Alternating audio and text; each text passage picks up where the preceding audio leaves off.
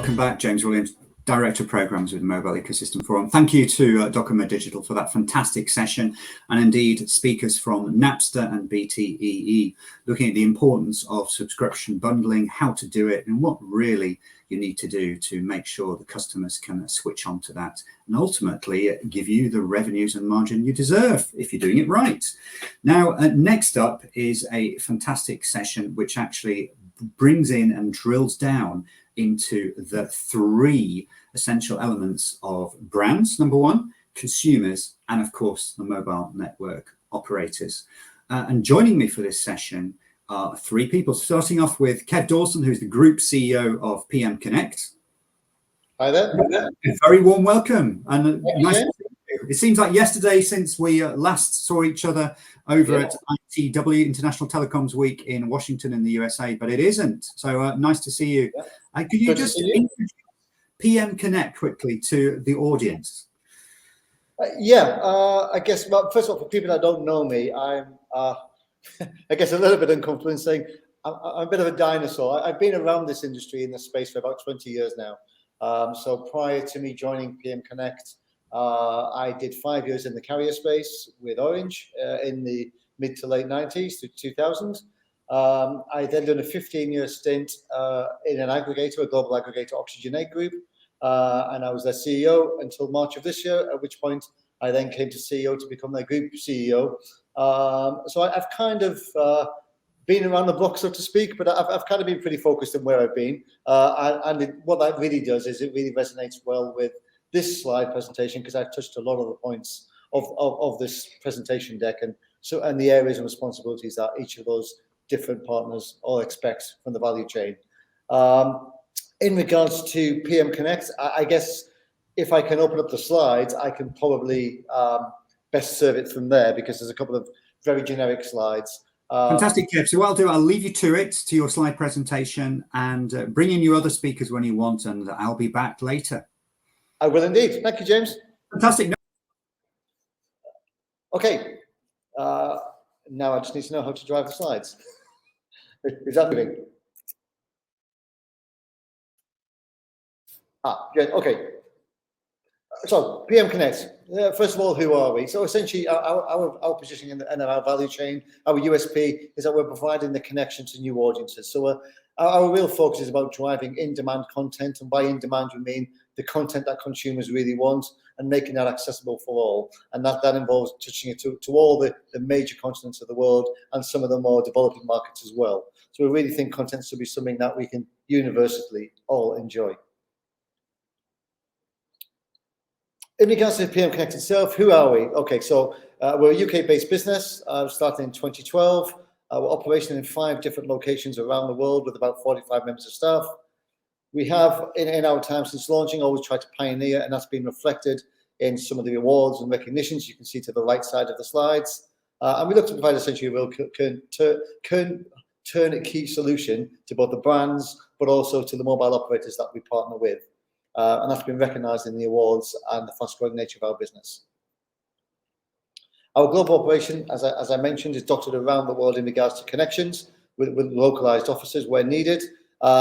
We bill out 25 million payments every single month, and we have a reach that gives us about 1 billion consumer reach, and around 20 or so countries that we're connected live in. We have the full regional offices to support that, and out of those 20 countries, we have over 30 live connections for the different individual carriers. So what do we do? So we sit as the hub between the consumer, the mobile carrier, and the brands. We've had a very heavy focus in sports and sports OTT. We've done a lot of showcasing around some of those brands, but just to give you a quick snapshot of what you can see there, everything from NBA and their league posts, OTT proposition, World Wrestling Federation, Eurosport, Bundesliga, where we take their content, their propositions, their packages, and we take them to new and developed markets. We also have made a recent play in the last kind of 12 to 24 months around gaming and providing ghosted anytime, anywhere activity into gaming. And you can see that with some of the brands that we represent in our hosted gaming solutions. We're now deployed into 5 or 6 carriers globally. So what's today's session about? It's really about managing the mix. It's about bringing those brands together, bringing the chasm of gap to bridging that between them and the mobile operators. Two huge global giants and brands. So the carriers and the brands both want the same thing. They both want the quality content, they want the consumer engagement, and they want to drive ARPU and monetization through that. But there seems to be a real chasm in the middle, and that's the bit that PMC really evolves for. That's where we exist. We do the connection with the glue in the middle, and we do an awful lot of running and sometimes heavy lifting. But as a result of that, also get some very clear, rewarding return on investment for that work. And what I'm going to do is just touch on some of this, and then I'm going to hand over to my colleagues, Deon, who is our SVP for Africa, and Roger, who is our SVP for Carrier Relationships, and they will talk to you about the three headlines. In regards to the brands, the consumers, and the mobile operators themselves. But the real thing that we really focused at, the thing that we really focus every single day to what we're doing is around driving the stakeholders' happiness. And those stakeholders are both the carriers and also the brands. And at a very high level, what we do there, it's really driven by trust. It's engaging, being transparent, being very open and clear in your dialogue. Creating reasoning and balance. When you have two very big brands with very clear direction of which way they want things to move, it is about being able to resonate and reason, and then to create a balance that works for all parties.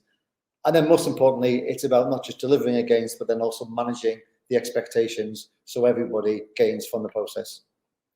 That's probably enough for PM Connect and who we are as a business. I'm now going to hand over firstly to Deon, the SVP for Africa for PM Connect. And he's going to walk you through the brands as the first of the three essential elements for this topic. Hi everybody. Just as introduction, also been in the industry for young years. Spent a large portion of my life at probably the leading mobile operator on the continent, which or at least in the markets that we serve, which is Vodacom, and done some work with OEMs like Huawei and Samsung, but a big portion of my life ultimately was dealing with the brands that we currently deal with or similar, and making sure that the propositions were of value to customers. You can move to the next slide, Kev.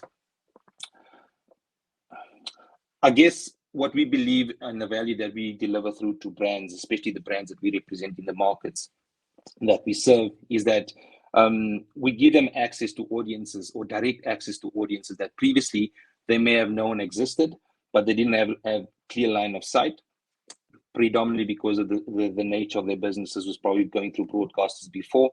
What we do for them now is that we give them direct line of sight of the size of those audiences and how keen those audiences are to engage with their content.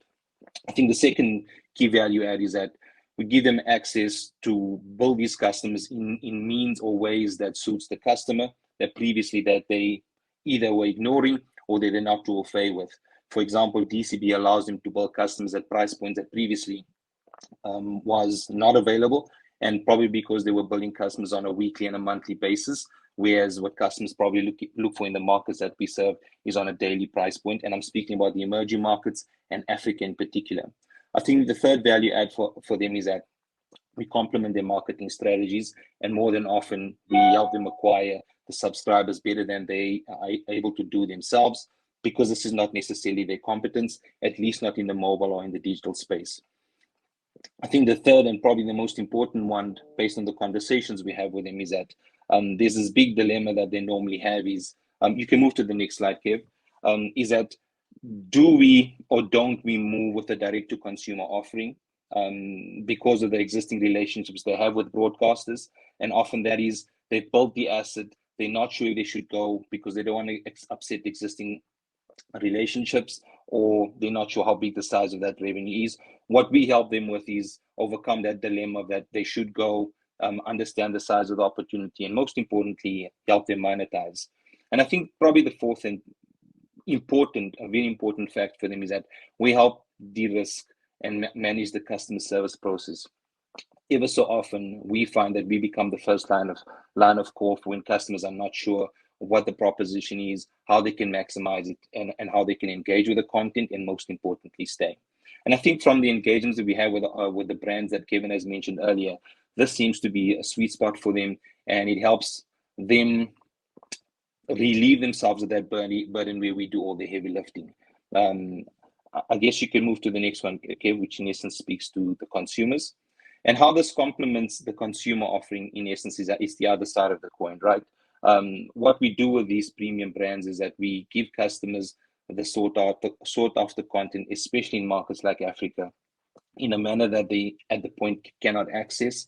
B, on a device of choice, which they can have on mobile or any smart device, and if necessary, cast it to their smart TVs, if that is something of their choice.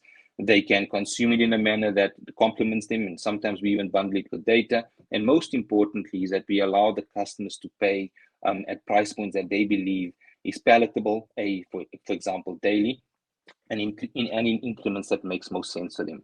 And what we find is that when we start complementing what we do with the brands and align it with customer needs, you'll probably have a far more successful value proposition. And it also aligns to what Roger's going to speak about right now, is how that then complements what the operators are trying to achieve. And that's it for me from now. Roger, over to you. Thanks, Deon. The mobile network operator reminds me of a famous apocryphal story from the 1930s, and it sort of reminds me of why we work and why we engage with the mobile operator, or the carrier as we sometimes call them.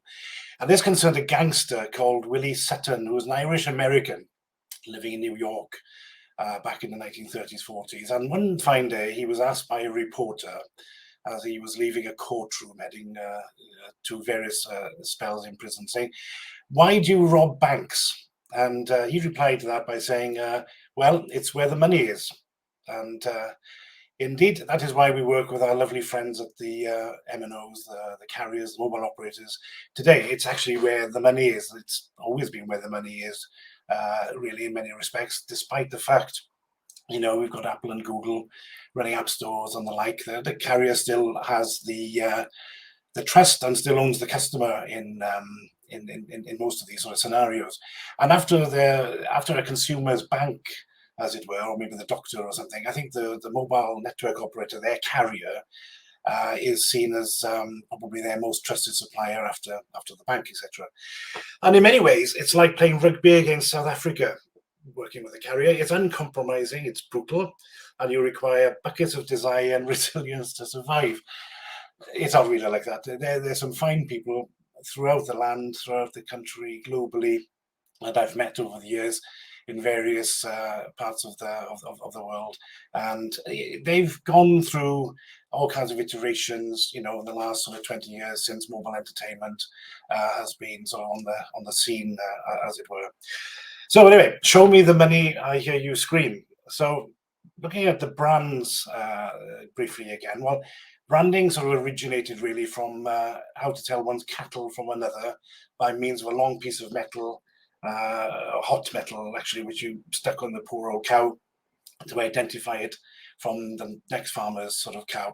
Or if you come from, where I come from, it's a paintbrush actually, and it tends to be on sheep. But it is much more than that, of course. It's expectation, it's experience, it's quality, it's desirable, it's aspirational, and the carrier and the association for a carrier to work with such brands is very strong and compelling.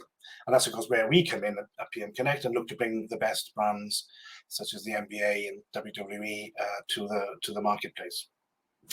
Now, content itself, anticipated to be worth, this is digital content, anticipated to be worth $430 billion by the next 2026, according to Juniper, which is a fairly sizable number given the overall entertainment media budget, as it were, and accessibility to content.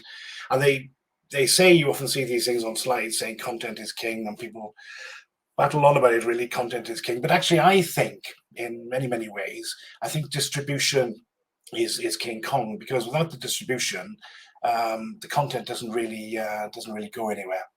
And if you look at the data in raw terms, if we consider the number of mobile subscribers versus, for example, the unbanked population in the world, sort of 30-odd% of the global population are unbanked, but they'll have a phone of some description. And increasingly, they're now using a smartphone.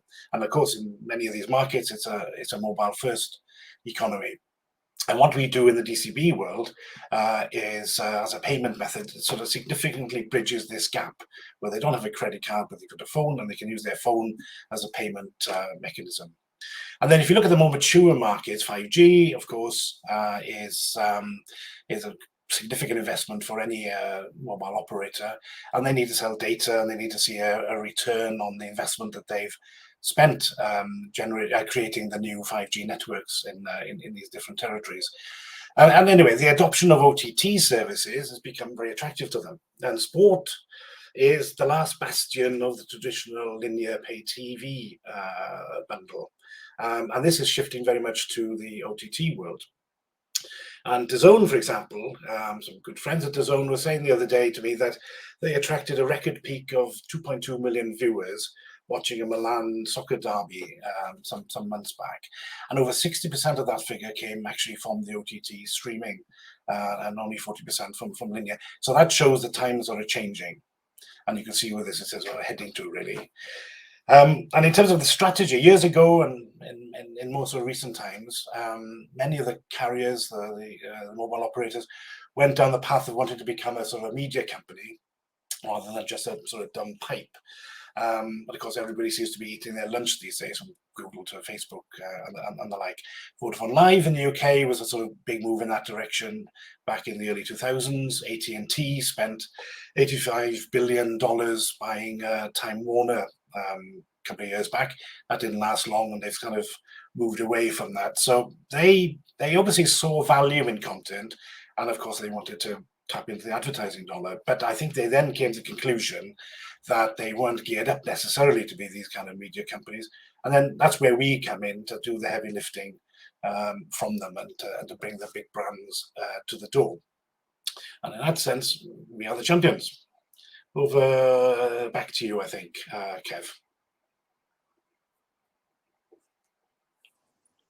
Just coming back into the room. Thank you, Rog. Sorry about that. So essentially, I guess we've touched on all 3 points there. We've come across the brands and essentially their near consumer obsession around trends and engagement, but always struggle with the monetization and the absolute reach through new mediums, in particular like mobile, and how we've helped bridge that piece with them. With the consumers, really about providing choice, giving them value propositions that they actually want and want to sustainably contract to or subscribe to.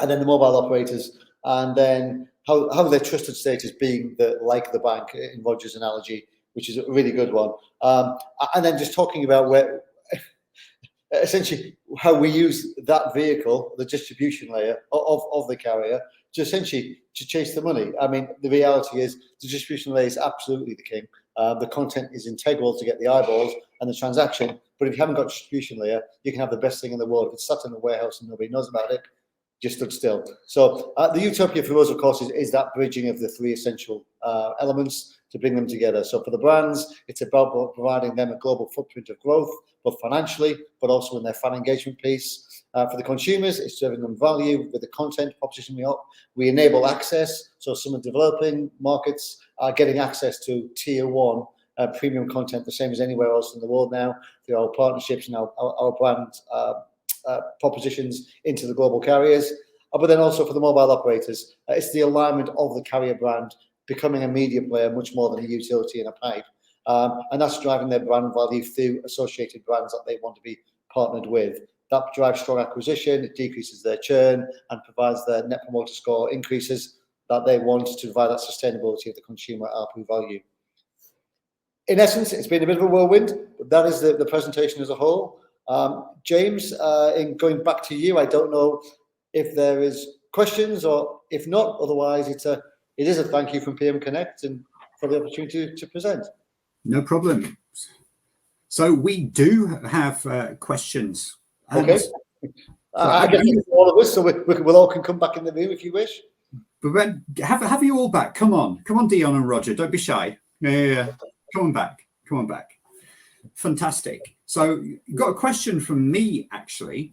So Okay. hopefully you were able to catch a little bit of my previous session. We were looking at talking about subscription bundling, and that relates very much into what you guys are doing at PN Connect. What trends are you seeing in the future of mobile content? It could be in relation to bundling, it could be in relation to anything else. And I appreciate you all bring with you particular regional perspectives perhaps as well. So I'm sure our audience would be interested in hearing about that. Okay, well, I'll start off on probably taking the lowest hanging fruit. That's easy. That's my job. So in regards to trends, what were you talking about trends? If you're talking about genres, then kind of today, a little bit like Roger kind of alluded to at the back end there, definitely seeing huge growth momentum around sports, OTT, and gaming are probably the two headlines for us. Really because their models are changing. Sports, as Roger mentioned, are moving to this OTT model and the demand to watch anything, anywhere, on demand. And the gaming is exactly the same, moving to hosted game environments. People want to play for 3 minutes at the bus stop. Sometimes they want to be sat at home environment. Sometimes they want to be in the workplace at their lunch. And they want to be pick up and seamlessly be able to pick up and drop their gaming sessions on the fly. So from a where is that? That's where we see it today. In regards to future trends, I guess the consumer will determine that more. The consumer will tell us what they want and where they're determined. So we actually just follow the trends and demands of the consumer index and what they want. And I think we all, if we've been around this marketplace long enough, have looked at some content types with frowned looks and really, people really do want that. And I've been proven wrong multiple times. I'm trying to become less skeptical and more open-minded, but really, I guess it's following the consumer trend. Deon's probably well placed in regards to talking to you in regards to your original question, in regards to the bundling. I certainly know in Africa, we have conversations about other aspects, other P&L lines within the carriers strategically that they want us to use content to help drive. So maybe Deon, that's a good one for you to pick up on. Yeah, I guess just to reiterate what Kev was saying is that a key trend is obviously direct to consumer. We're seeing that all key brands across different genres, gaming and sport, obviously looking at how they can have the relationship directly with the consumers. Disney Plus is being one of the many new that's going to come. And this is probably the key topic when I was in New York in March this year, is that everybody's trying to position themselves to see how best they can have direct line of sight of the consumer. With regards to bundling, that complements exactly what mobile network operators are looking for.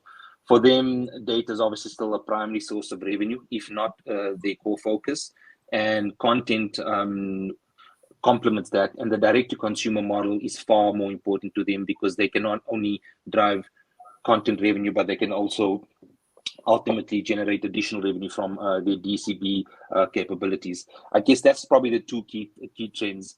The challenge, however, is the price of data in Africa, and that's a big barrier for consumers. But as I know, and based on the conversations we're having, the mobile operators are quite keen to see how they can reduce that barrier, where the proposition to the consumer is not seen as punitive, but far more complementary, both for the operator and also to the consumer's pocket. Yeah. Fantastic. What about Deon? What about this whole pick and mix thing that Kev was talking about? And I think personally, again, from an individual use perspective, will be great because I've been playing Halo on Xbox for 20 years. No shame in admitting it. I'm an Xbox fan. So since it came out in November 2001, that's the Xbox, and Halo came out soon after that and was one of their launch games. But I would love, and I have done in the past, tried other games to see, do I like those? What's happening out there in actually allowing people to this pick and mix approach, pick up and put down, let me try this game on for size. Do I actually like this content? I just want to subscribe to one NBA game or one WWE evening out there. Is that something you're seeing across Africa as well, increasing in popularity, or it simply comes down to, as was talked about in the previous session, the difficulty of implementation? So it depends on who the provider is as well. I think from a consumer point of view, they look for a lot more value. So this sort of the Netflix model is where you get a lot more in one subscription is normally key for them. But I think there's also sometimes vary in terms of how you negotiate the license on the back end. Sometimes it just makes a lot more sense to buy, a broader part of the content or the licensing than just trying to focus on one. But ultimately, it's about crafting out what that market that you servicing really looks for. And if you can get the economies of scale, you can ultimately focus on just the more transactional part, where you just have the one product versus the all-you-can-eat model. But it is complicated, and I guess in the markets that I serve, it's normally in its infancy. So we try and give them as much as possible so that they can decide what they want. And at a later stage, when it's far more mature, we'll probably focus on more niches. Roger, what about yourself from your perspective? Yeah, I mean, I think the beauty of what we're bringing, with the OTT services, the commitment is only generally about a month or so. So it's not like you sign up, the old traditional methods of a 12-month contract and all that kind of stuff, and you're stuck with it, a bit like the gym membership. At least, there's flexibility here, so that if you decide, well, okay, I have it for a month, I don't want it anymore, it's an easy sort of switch off, goodbye kind of thing. Obviously, we don't want that. We want to keep people engaged, people sort of engaged with the service. But I think people see this as a flexible, easy to sort of jump into and jump out of kind of model. And particularly in these economic times, I guess people are considering these things, a bit more so, as it were. Well, what about, so Roger, with PM Connect, you've got some wonderful partnerships with globally recognized brands, which are quite literally hundreds of millions of people, if not billions of people. They know the NBA, they know the WWE, they know other partners of yours, they know those brands.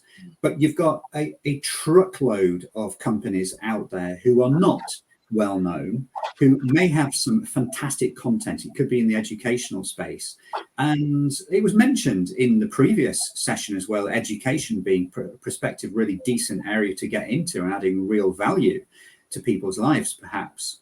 How do we go about getting that content out there and essentially managing the potential threats? Because it's easy to know, okay, I'm going to go with a globally recognized brand. You know what you're getting. You know they're perhaps going to have more processes and security procedures in place, et cetera, et cetera. You know what you're getting. And it's quite difficult to go with the unknown. It could be a threat. What do we need to do in this industry to bring content from the smaller players on board, smaller content providers on board, so that we're not just seeing the same cycle of huge brands around? Well, I guess anybody and everybody, the beauty of streaming is that anybody and everybody can be a broadcaster. You don't have to be, BT Sport or whatever. You've got, I mean, you see this with YouTube guys and influencers and the like. And I guess there could be a shift here where people go, all right, I am a strong influencer, because in many of these cases, they don't have a means to be able to subscribe to what they do and generate revenue off the back of that. So, in our world, really, then the carrier billing sort of world, where it's relatively an easy way to sign up for these sort of things, then I think it offers these kind of guys great opportunities to, you haven't got to go down through the old credit card thing. It's a relatively simple process, and again, anybody can do it really, to all intents and purposes. It's whether then there's the demand that's there, of course, and of course then it's the kind of waving the either the advertising flag, or how do you get people to come, build it and they will come sort of mentality doesn't always work. You need to sort of generate the foot traffic. And that's actually the tricky bit. So I know you spend a lot of your life, and indeed when I met you and Kev over in Washington at ITW, your key remit, your key opportunity there was actually to meet mobile network operators, the carriers. And even though you have some amazing brands in your back pocket, it's not an easy sell, is it? And what are the hurdles in getting mobile operators to actually understand there's a great opportunity to actually cement their relationships with their subscribers by adding real value, such as content from yourselves? So what are the key hurdles? And I was saying really earlier a bit, it's like playing rugby against the South Africans. Yeah, I know. Yeah, It is uncompromising. It can be brutal, but it tends to boil down to trust at the end of the day. And as a company like PM Connect, if we're working with the NBA and WWE and others, these guys, these brands, they don't want to work with any old numpty, to be honest. And I think they see this as we've got a stamp of approval. There's a big tick in the box that says somebody somewhere obviously trusts us, because their brand, the NBA's brand is worth billions and is very, very precious. And they don't want anybody just running around the world putting this in there and everywhere without there being a level of comfort and trust involved. So a lot of it is with the carriers is having that sort of level of trust, and they understand that we won't let them down. So if there's people complaining about something, we fix it. We don't let these things sort of fall by the wayside. We take our customer care and the like. And if people want to unsubscribe, etc., we take all those things very, very seriously. And I think the carrier, they kind of get that eventually. And this is why they tend to sort of open up the kimono a bit to us and say, right, come on in and play, Fantastic. And if I may, James, I think yes, I think another key factor, and I'm going to speak from the carrier's point of view, is that they have tried this many a times and often also been burnt. We do find that often you have partners that are fairly rogue, and they go and auto subscribe, or they just treat the customers poorly, and a lot of the damage sits with the operator to try and fix. That is still a big issue for ourselves, for brands, and for mobile network operators. And I guess as responsible partners, we must work with them to clean up that part where customer experiences, especially when it concerns content, was fairly, fairly poor, right? Especially in the markets that I serve. And I guess that's one of the things that we work very closely with our brands as well as with the operators, is that when we take a proposition to market, we try and do our utmost best that the customer experience is good, because when it's good, they tend to trust you and they tend to buy more. And ever so often, we find that there's other partners out there that just bring a lot of poor or no value content, price it very high, and they burn the consumer, and the consumer doesn't want to come back. And I guess that's something that'll always be there, but we work very closely with the entire ecosystem to make sure that when we bring these propositions, the customer's treated properly, the operator's brand is protected, and most importantly, our partners, the brands that we represent, that the customers get a good experience, so that they can come back and they can buy more and they can trust the whole process. Yeah, so once burnt, twice shy, obviously, but having that content now, and I can imagine what a game changer it was for your business, getting the content. I think, was it the NBA that came before the WWE in your business? No, it was actually the WWE. WWE came first, that content. Well, whichever way round, that's got such a strong following as well. Just having that content and the facts, like Roger said, look, hang on a second, we've got such a big brand that put the trust in us. That should go, hopefully, a long way in getting over that reticence to try it again. I mean, you hit a key point there, James. It's Kev, sorry. That actually, it's having that, and I'm sure it's the same the world over, it's having that use case reference. Once you've done one, the next one will talk to you. Once you've got two or three, they start to realise, actually, you're quite specialised at what you'll do. You're very good, and you are breaking the curve of what they've seen before, because you've habitually started to deliver something. And when you can deliver habitually in a global brand landscape, that gets quite compelling. So actually, we are starting to see that when momentum starting now, when in fact the first couple of years, if I'm truthful, was probably heavier lifting, probably why I wasn't here then. But now we're doing the easier run. I'm on board. But the reality is, I may stop. I may let Roger and Deon comment, but then again, I may not. Yeah. No, but the real hard work is that. I mean, there's a financial commitment to initially. You've got to get them on board, and you essentially got to pay management fees, licensing fees, just to get into the room, and that's before they do their qualification on your credentials, your capability, your ability to represent their brand and work within their brand guidelines. And so, you asked about some of the challenges still faced. Some of the challenges we face are those everyday things of conforming to brand expectations and how they want things to look and feel and the consumer experience to be, but then working with the carrier landscape, who sometimes are mandated through regulation or expectation, have a certain look, feel, presence, period of time for subscription, certain price point caps, and all these things very rarely align perfectly. So actually, a lot of the delay mechanics and a lot of the, I call it about the balancing, the reasoning, is that middle ground, and that can quite often take a lot more than the contract piece. So there's a huge amount. Yeah, there's a huge amount to be done at the back end on the implementation side of things, and that customer care piece is actually something I'm really, really interested in. So, Roger, on the customer care side of things, if you're signing up, when you're signing up with a carrier, in the previous session, BTEE mentioned they were actually the only mobile operator in the UK who actually has a dedicated team looking at issues, for example, with the gaming content, the DCB side of things. So the only ones with that. Do you provide that expertise to the carriers you sign up to? Do you train the mobile operators, customer care teams, or are some of the actual cases escalated to your team directly? How does it work in the background?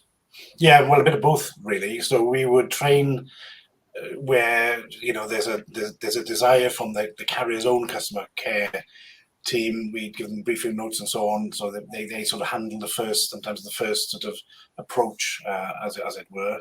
Often it's a kind of, well, how do I click from here to there kind of thing to get the video to work, and we have our own dedicated customer care teams, you know, in various parts of the world as well. So they speak the local language, and there's telephony as well as email, and then there's certain depending on what the carrier mandates, I suppose, really, you know, that can be 24 hours, or it's, you know, between business hours or whatever. So we're extremely flexible on you know, on that. And then some countries like Switzerland are quite particular about these things. You know, you have to have somebody in Switzerland that speaks Swiss German and the like, you know, and you know, and so on. And they kind of need to be, you know, in Switzerland somewhere. So we certainly, as I say, we take all this very, very seriously, and we certainly invest a lot of effort, time, money in making sure we get that bit right, because it's You're right. That localization is key. You mentioned Switzerland. Yeah. They've got Romansh, which is a teeny tiny language not spoken by many, but Swiss German, the majority of people speak. And if you actually watch TV in Germany, when someone from Switzerland is speaking in Swiss German, they've actually got subtitles for German. So you get that wrong, you don't think about that, and you say, hey, I'm going to have a contact center in Germany or something like covering Switzerland, you can go wrong. So the localization and smart localization has clearly been important in the growth of your business. James, remember, and then the other third asset to CS with us and with the mobile operator again is the brands who historically haven't used mobile as a way to pay for things. So if they've got their customer service, like their chat centers, their live chat, it's that whole educational piece of that. So we do our best to try and challenge that traffic to us, because trying to explain the nuances of a particular payment mechanic, which the world doesn't really understand, is just like banging your head off a wall sometimes. So those, like I said, that is some of the learning profiles that you have when you start moving from in-house curated content into a global branded one, where they have their own parameters of expectation, they have their own CS expectations, and then you're bringing their product to the table, but with the nuances they don't understand at all. And that's, again, that's the heavy lifting I talk about. It's the background stuff that people don't give credit or thought to until it slaps you in the face, because you're suddenly getting referrals back saying, some guy saying he's bought a league pass on mobile. I don't know what he's talking about. Those are the kind of nuances that we have to manage and deal with. So I don't want to paint a bed of roses here. It's a fantastic opportunity, and it really is showing growth, but we still have those everyday challenges.